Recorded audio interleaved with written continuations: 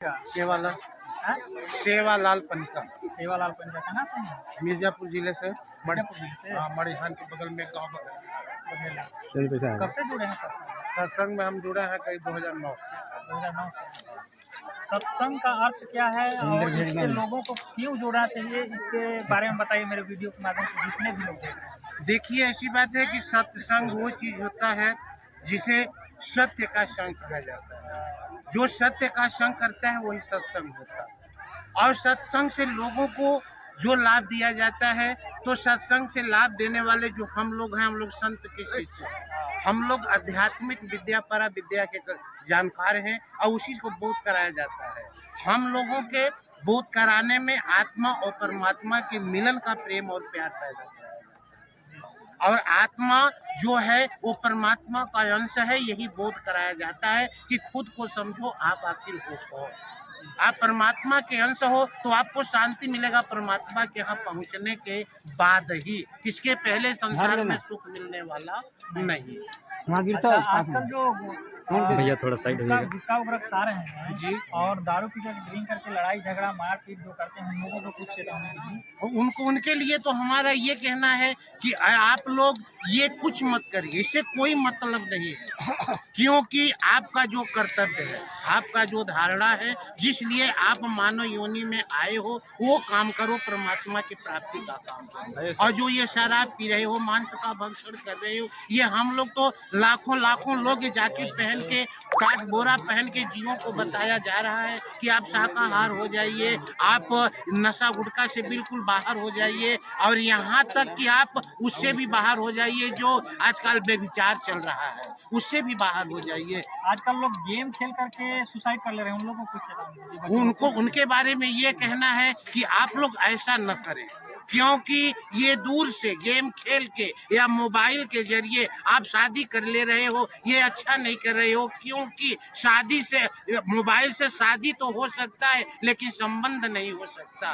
और अगर आपका संबंध बन भी गया तो कब तक बरकरार रहेगा ये कोई कहा नहीं जा सकता, क्योंकि वो कहीं का है और आप कहीं के हो। देखने पर ताल मिलेगा या नहीं मिलेगा ये कहा नहीं जाएगा। इसलिए आपसे निवेदन है कि आप लोग ऐसा न करें। जो हमारे भारत की संस्कृति है, सनातन धर्म है, उस तरह से आप सुसाइड करिए, संपर्क करिए, संबंध करिए। आप भी सुखी रहो, अगला भी सुखी रहे।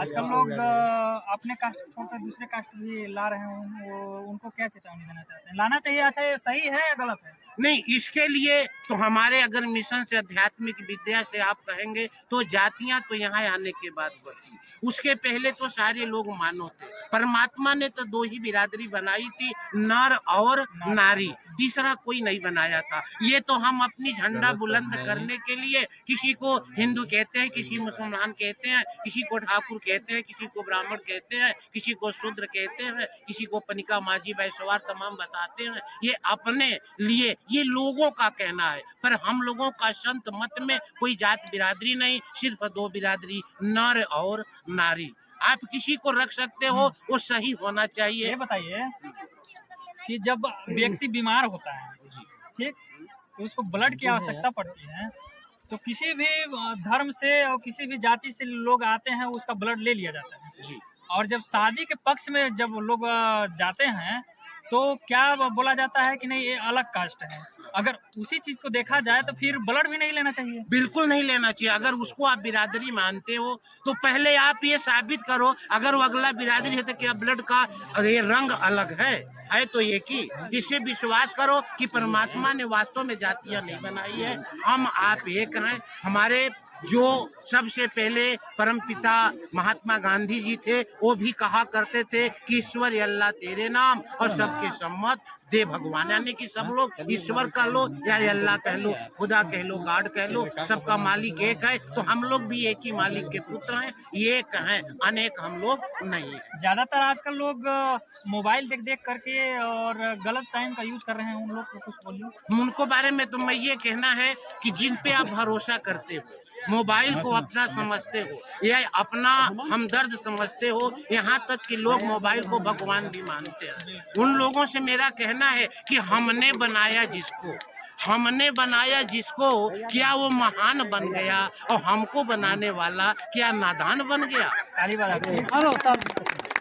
उनके लिए यही कहना है कि जिसने हमको बनाया है, जिसने सूरज चांद बनाया, जिसने तारों को चमकाया, जिसने फूलों को मकाया, जिसने सारा जगत बनाया, ऐसे लोगों को मैं ये समझाना चाहूँगा, उस परमपिता परमेश्वर को याद करो और उनको मानो, जो उनका नियम कानून है उस पे चलना सीखो।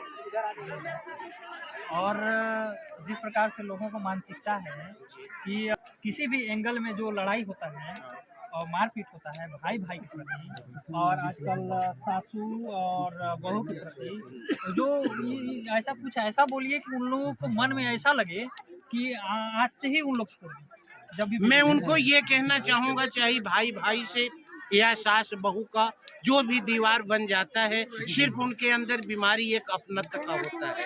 जिसको हम अपना समझते हैं उससे अधिक प्रेम करना शुरू कर देते हैं और किसी को पराया समझते हैं। जैसे भाई भाई को, एक भाई को अपना नहीं समझ पाता, उसे पराया समझता है, या माँ बाप अपने बहू को अपना नहीं समझ पाते, बेटी को अपना समझते हैं। यही कारण है, अगर वो सबको अपना समझने लगे तो लड़ाई झगड़ा नहीं हो पाएगा। चाहे एक भाई हो या एक बहू हो, किसी से लड़ाई झगड़ा नहीं होगा। सिर्फ मन की बंटवारा इंसान ने कर लिया है, यही कारण लड़ाई झगड़ा।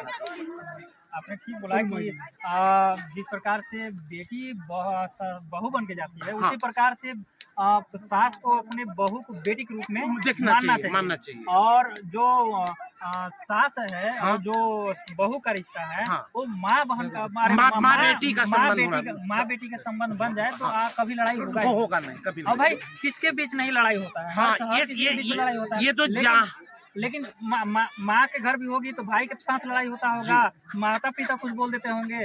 तो इन लोगों का भी, बहू का कभी कर्तव्य है कि सास कुछ बोले, देवर कुछ बोले, ननद कुछ बोले, पति कुछ बोले तो उसको सह करके रह जाना है, बात को विवाद नहीं बढ़ाना है। और बहू भी कुछ बोले तो सास को भी सहन करना चाहिए। अपना तो की भावना तभी तो आएगी जब हम प्यार करना सीखेंगे, तब तो अगला प्यार देगा। जब हम खुद को नहीं समझ पाएंगे तो हम अब उसको समझाएंगे क्या? समझना तो ये बात।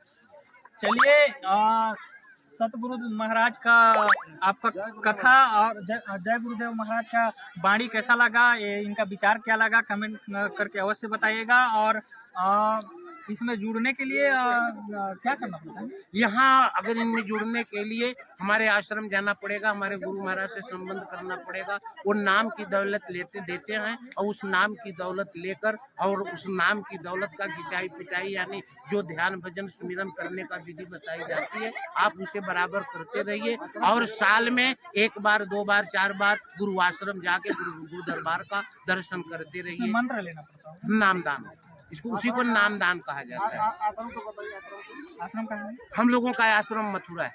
मथुरा में? हाँ। किस जगह? ये है दिल्ली आगरा बाईपास रोड, इसको मोहोली गांव पहले बोला करते थे। हाँ, अभी चेंज हो गया है? नहीं, मतलब अब तो हम लोग मंदिर के नाम से कहते हैं, पहले उसे मोहोली कहा जाता था। जहाँ महाबा में मोहोली है उसी जगह पे बाबा के आश्रम मोहोलिया में बाबा का आश्रम, और उसी आश्रम में वहाँ हम लोगों के गुरु महाराज की ये कर्म भूमि है। 60 वर्ष तक का समय वहाँ पे बीतते हैं गुरु महाराज। और एक ऐसा अजूबा मंदिर बनाए हैं हमारे गुरु महाराज, जिस मंदिर का नाम है नाम योग साधना मंदिर। उस मंदिर की सबसे बड़ी विशेषता ये है कि संसार के सारे मंदिरों में रुपया पैसा सोना चांदी चढ़ाया जाता है, पर हमारे गुरु महाराज ने जो मंदिर बनवाया है उस मंदिर में एक बुराई चढ़ाकर एक मन्नत पूरी तरह